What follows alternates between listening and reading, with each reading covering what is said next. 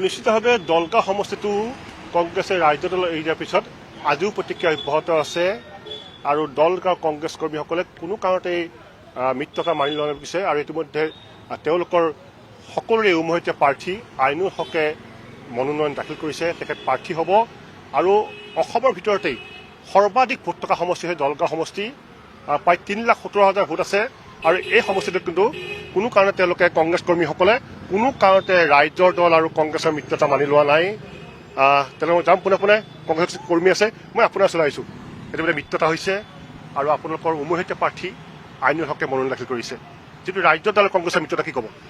ৰাজ্য দল আৰু কংগ্ৰেছৰ মিত্ৰতাৰ লগত আমাৰ কোনো প্ৰশ্ন নাহে, কাৰণ আমি মিত্ৰতা কেতিয়াও নামানো। কাৰণ আমাৰ কথা হ'ল অসমৰ ভিতৰত দলগাঁও সমষ্টিটোৰ সৰ্ববৃহৎ সমষ্টি, য'ত 3,18,000 মান ভোট আছে। সেইটো সমষ্টিত কংগ্ৰেছৰ সাংগঠনিক ভেটি ইমানেই শক্তিশালী ভেটি, যিটো ভেটিত ৰাজ্য দলৰ কোনো ধৰণৰ ভেটি নথকা এখন সমষ্টি ৰাজ্য দলক এৰি দিয়াটো কংগ্ৰেছ কৰ্মী হিচাপে আমি কেতিয়াও সেইটো মানি নলওঁ। এইটো কাৰণে নলওঁ কাৰণ য'ত মিত্ৰতাৰ ধৰ্ম কি থাকে, য'ত নেকি যিটো প্ৰাৰ্থী জয়ী হ'ব পাৰে সেইটো প্ৰাৰ্থীকহে চিটটো এৰি দিব লাগে, য'ত জয়ী হ'ব নোৱাৰিব সেইটো মিত্ৰতা আমি কেনেকৈ মানি ল'ম। সেইটো কাৰণে আমি যিমান কংগ্ৰেছ কৰ্মী আছোঁ, যিমান আমাৰ পঞ্চায়ত প্ৰতিনিধিসকল আছে, জিলা পৰিষদৰ সদস্যসকল আছে, মণ্ডল প্ৰেচিডেণ্টসকল আছে, BLA আছে, বুথ কমিটি প্ৰেচিডেণ্ট আছে, আমি সকলোৱে মিলি আমি উমৈহতীয়াভাৱে এজন নিৰ্দলীয় প্ৰাৰ্থী প্ৰক্ষেপ কৰিছোঁ।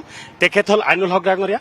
আপোনালোকে দেখা পাব ৰাজ্য দলক সহায় নকৰে। ৰাজ্য দলক সহায় কৰাৰ কোনো ধৰণৰ প্ৰশ্নই নাহে, কাৰণ আমি নিৰ্দলীয় প্ৰাৰ্থী যিহেতু প্ৰক্ষেপ কৰিছোঁ, তেওঁলোকৰ লগত আমাৰ যুদ্ধ হ'ব, তেওঁলোকক আমি সহায় কেনেকৈ কৰিম। আমাৰ যুদ্ধ একচুৱেলি ৰাজ্য দল বা কংগ্ৰেছৰ প্ৰাৰ্থী আমাৰ লগত যুদ্ধত আহিবই নোৱাৰে। আমাৰ মেইন যুদ্ধ হ'ব দলগাঁও সমষ্টিত AIDF আৰু নিৰ্দলীয়ৰ মাজত। ৰাজ্য দল হয়তো 3 নম্বৰ বা 4 নম্বৰত থাকিব, কাৰণ আজি আমি যি দেখা পাইছোঁ ৰাইজ যেনেকুৱা নিৰ্দলীয়ৰ ফালে স্বতঃস্ফূৰ্তভাৱে ওলাই আহিছে, তাতে দল মত নিবিষে সকলো সমগ্ৰ অসমতেই কংগ্ৰেছৰ সভাপতি গৌৰৱ গগৈ আৰু ৰাজ্য দলৰ সভাপতি অখিল গগৈ আহি ৰাইজক আহ্বান কৰিব ভোট কৰিবলৈ। চাওক, এইটো এতিয়া ক'ব গ'লে বহুত ডাঙৰ কথা, ল'ৰা ৰজাৰ নিচিনা হৈছে। তাৰমানে এনেকুৱা হৈছে একাণপতীয়াকৈ সিদ্ধান্তবোৰ লোৱা হৈছে। তেওঁ আমাৰ দীৰ্ঘ বিশ্বাস আছে গৌৰৱ গগৈ ডাঙৰীয়া দলগাঁও সমষ্টিত নাহে। কেনেকৈ আহিব? তেওঁ দলগাঁও সমষ্টিৰ লগত যি বিশ্বাসঘাতকতা কৰিছে, তেওঁ দলগাঁও সমষ্টিত নাহে। আমাৰ মনে বিশ্বাসেই নহয় যে তেওঁ দলগাঁও সমষ্টিত আহে, কেতিয়াও নাহে। আমি ন দি ক'ব পাৰোঁ আপোনাক, গৌৰৱ গগৈ ডাঙৰীয়া দলগাঁও সমষ্টিত নাহে। কাৰণ তেওঁ দলগাঁও সমষ্টিখন যিহেতু বিসৰ্জন দিছেই, কংগ্ৰেছ কৰ্মী নায়ে, দলগাঁও সমষ্টিত কংগ্ৰেছী নায়ে, তেওঁ দলগাঁও সমষ্টিত কেনেকৈ আহিব?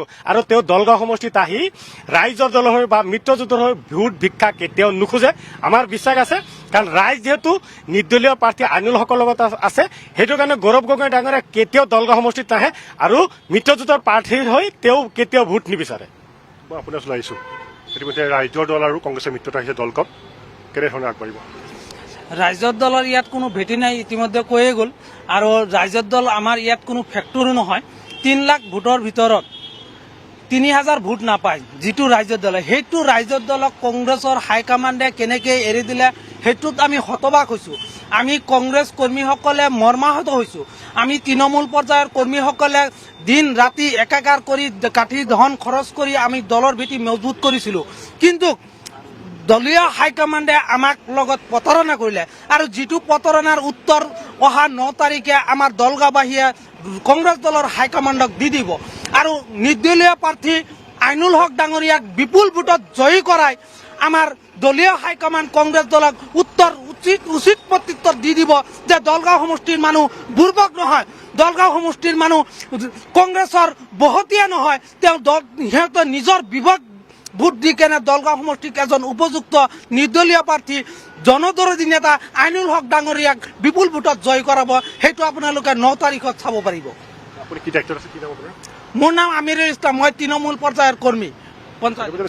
কংগ্ৰেছে দলগাঁও সমষ্টিৰ যি কাৰ্যালয় আছিলে লণ্ডভণ্ড জ্বলাই দিছিলে আৰু প্ৰায় হাজাৰো অধিক কংগ্ৰেছ কৰ্মীয়ে কংগ্ৰেছ দল ত্যাগ কৰিছিলে। আৰু যিসকলে কংগ্ৰেছ দলৰ এতিয়াও আছে তেওঁলোকেতো সকলোৱে মিলি নিৰ্দলীয় প্ৰাৰ্থী ঠিক কৰিছে আইনুল হক, যিগৰাকী জিলা পৰিষদৰ প্ৰাক্তন সদস্য আছিলে। মই আপোনাৰ ওচৰলৈ আহিছোঁ, কি ক'ব আচলতে যি মিত্ৰতা হ'ল? মই প্ৰথমতে ক'ব বিচাৰিছোঁ, যেতিয়া গোটেই অসমত কংগ্ৰেছ বিধ্বস্ত হৈ গৈছিল, সেই সময়ত দলগাঁৱত কংগ্ৰেছ কৰ্মীসকলে কংগ্ৰেছক শক্তিশালী সংগঠন কংগ্ৰেছে ধৰি ৰাখিছিল, কংগ্ৰেছ কৰ্মীসকলে। আজি কংগ্ৰেছী কৰ্মীসকলক হাইকমাণ্ডে যি হিচাপে এলাগী কৰিলে, আজি দলগাঁৱৰ কৰ্মীসকলক আৱেগ বুজি নাপালে, সেইটো কেতিয়াও কৰিব নালাগিছিল।